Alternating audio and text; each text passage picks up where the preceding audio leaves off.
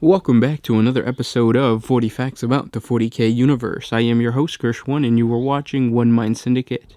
Today we continue talking about Space Marines as we get into their fortress monasteries. So what actually makes up a fortress monastery? We're going to talk about that today. If you guys are new to the channel, subscribe. We post Warhammer 40K content every single day. And of course, if you have any suggestions, comment down below. But with that said, let's get into 40 facts on the fortress monastery. A fortress monastery is an enormous citadel where a Space Marine chapter maintains its headquarters. Every chapter of the Adeptus Astartes maintains a mighty fortress monastery, a sanctuary where it trains every new generation of Space Marines and keeps its secrets safe. Great Imperial bastions in their own right, monasteries can take many forms, from towering keeps and skyscraping spires to subterranean vaults and seabed domes. Some monasteries are even incorporated into void-born craft. However, most chapter monasteries are terrestrial, either based on their chapter planet, one of their seeded worlds, or on an imperial world by ancient accord with its planetary governor. These imposing edifices are often located in the wilderness region of their world, far from the cities and towns of its other inhabitants. On primitive worlds, ignorant tribesmen will talk of the giant sky gods and their sacred mountain, warning children against straying into its shadow. Even in more advanced worlds, the citizens leave the chapter well alone, often imposing a forbidden zone around the monastery that stretches for hundreds of miles in all directions. In either case, this suits the chapter well enough, for its battle brothers are content to stand apart from the world around them and focus on matters closer to home. A fortress monastery is where a chapter will safeguard its heritage and keep its trophies of war.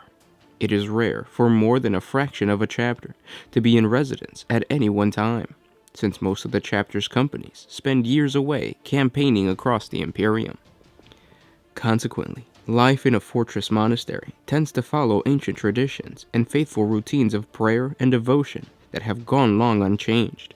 As a result, a fortress monastery is designed for these needs, its halls studded with alcoves and shrines, and its vaults filled with combat arenas and firing ranges, so that the battle brothers might concern themselves only with honing their body and spirit. The menial tasks of fortress monasteries are dealt with by the chapter serfs.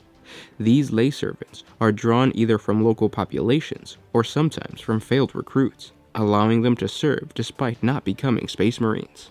They clean the vast vaulted chambers and prepare the battle brothers' Spartan meals. When work is too intricate or complicated for servitors, it is the chapter serfs who tend to the task for their superhuman masters, moving like shadows through the halls and catacombs of the monastery. Though they have a trusted place beside the battle brothers they serve, they remain largely invisible to them, just another function of the monastery which allows them to focus on the needs of their warrior life. Each fortress monastery is unique to its chapter and the world upon which it stands. However, most share common chambers and rooms, built as they are in part upon the teachings of the Codex Astartes. As the name implies, a Space Marine fortress monastery is constructed to withstand an assault from any determined foe, ringed with high walls or built into the heart of a mountain or other natural defense. The monastery comprises of dozens of ramparts, watchtowers, and bastions. Every entrance is sealed with a heavy adamantium, ceramite, or stone gate, barred by the ancient and complex locks, often key to the unique genetic code of the chapter's battle brothers. The monastery will also often incorporate shimmering void shields, domes of power enveloping the entire structure, to ward off orbital bombardment or assault from Titans. Covering every entrance and approach, macro cannon turrets, heavy bolter bunkers, and missile batteries scan the horizon for foes, ready to unleash their deadly ordnance at a second's notice. Whether on the remotest of worlds or firmly within the grasp of the Imperium, a fortress monastery is always ready for war.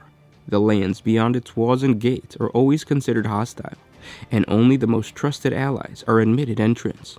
In addition to thick walls and gates, the chapter will create other kinds of defenses to further discourage assault. They can consist of almost anything that would bring woe to an attacker, be they grav mine nets, vortex pits, or electro pylons, each one capable of killing a multitude of enemy squads. Natural defenses are frequently incorporated into a fortress monastery, and were doubtless a motivating factor for their ancient builders. On mundane Imperial worlds, this might mean placing the fortress high atop a remote peak, or deep within the heart of a forbidden jungle, or embedded beneath a frozen polar ice cap. Death worlds provide alternative means of repelling the foe, such as forests of carnivorous plants, airless plains bombarded with solar radiation, or even shifting tectonic seas of magma. The chapter's fleet is also maintained at the Fortress Monastery when not transporting battle brothers or engaging enemies across the galaxy. Any ships present add to the might of the fortress's defenses, either from within shielding dock arrays or from orbit above, their heavy guns scanning the surrounding void. A fortress monastery will often have a large entrance chamber, designed to convey the might of the chapter and all those who walk through its great gates. Known as the Great Hall, this cyclopean room is lined with ceiling-scraping statues of heroes, its walls carved with reliefs depicting the glorious history of the chapter. An emissary led into the hall must pass under the watchful gaze of these stone and bronze giants, his eyes drawn up into the shadows of the vaulted ceilings, where frescoes show bloody battles and scenes of ancient heroism. In the center of the chamber, the chapter symbol will often dominate the floor, easily 100 meters across, so that none may doubt whose fortress it is they are standing in. The Great Hall is used not only to display the glory and power of the chapter, but it is also large enough for a full company to assemble. Space Marines of the chapter will sometimes gather here in the presence of their ancestors before embarking on a mission or campaign. It is written in the Codex Astartes that a chapter must be mindful of its heritage, the genetic past that connects it to its Primarch and ultimately to the Emperor. Each chapter has its own means and methods of honoring their heroes and forebearers, but many use the Great Hall for their rituals. The Great Hall is the glorious face of the chapter, hiding its secrets, sins, or shame behind the facade of a great monument. The statues and mosaics of the hall are the outward image of the chapter, hence its location, just beyond the Fortress Monastery's main entrance, and they show visitors what the chapter wants them to see. Any flaws that the chapter possesses are hidden deep within the fortress, their taint far from the glory reflected by the Great Hall. While the Fortress Monastery is primarily a venue for worship, training, and defense, it is also a place where Space Marines and their servants take rest. Each battle brother has his own cell within the monastery, which, depending on the creed of the chapter, might be a bare stone room or a warrior's refuge, its walls hung with weapons and trophies. In either case, a Space Marine cell is unique to him, and for as long as he lives, it will remain his own, a place where he can pray alone and contemplate the glory of the Emperor. By contrast, the chapter serfs that maintain the fortress live in sprawling dormitories, which, though still basic, are more spacious and comfortable than the cells. This is partly because the chapter serfs live their whole lives within the walls of the monastery, and as a place where the battle brothers rarely tread, the dormitories become their home. Indeed, many Imperial citizens would be impressed by the life a chapter serf leads, the chapter ensuring the well-being of those that tend to the needs of its battle brothers. Even chapter masters will seldom have cells more impressive than those of an ordinary battle brother, though they might have war rooms and an audience chamber in which they conduct the business of the chapter. Their own personal quarters are usually simple, as befits a warrior monk, regardless of his station. When a Space Marine dies, the chapter serfs clear out his cell and make sure that his possessions are either buried with him or, if not possible, stored within the depths of the fortress. Many monasteries have extensive catacombs beneath their walls, holding hundreds of centuries worth of trinkets, trophies, and honor tokens from countless generations of battle brothers, each one bearing the name and deeds of the Space Marine.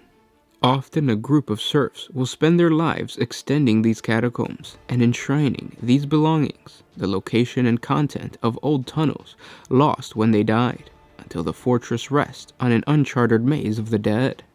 The Space Marines honor their dead. Each fallen battle brother is borne back to the Fortress Monastery to be interned with his ancestors. Although not all battle brothers make this final journey, the chapter endeavors to see it done. And even on the remote world or far-flung war zones, there will be a chapter serf or battle brother whose responsibility it is to gather up the dead and convey them back to the monastery. Once the apothecaries have removed his gene seed, a Space Marine has served his final duty to the Imperium and is ready for rest. His brothers, especially those from the squatter company in which he served, will say prayers over him before he is taken away, honoring his deeds and remembering his bravery in battle. The body then finds its way back across the stars and eventually into the crypts of the fortress monastery. The nature of these crypts depends on the world upon which the fortress stands, and in many cases, the customs of the chapter itself. Some will take the form of subterranean vaults, their walls carved with recesses and filled with the bones of long-dead battle brothers, while others might be shadowy chambers lined with rows of sealed stone caskets, the lid of each carved into the likeness of the Space Marine interned. In some cases, the world's environment will be used, the bodies of the fallen frozen into the depths of the polar mountain, preserved in the airless heart of an asteroid, or cremated in the cauldron of a seething volcano. A fortress monastery is where a Space Marine is made, where he is trained, and where he lives his life between campaigns. In the end, when his duty is finally done, it is also fittingly where his body is laid to rest. And those were 40 facts on the Fortress Monastery. I hope you guys enjoyed this video. There's going to be a part 2 pretty soon. If you don't want to wait for part 2, check out the link down in the description below. That's going to take you to the wiki page where you can find the awesome lore on the Fortress Monastery. And also you're going to get a lot more lore of different chambers in the Fortress Monastery that we're not going to cover in part 2. So just go check those out.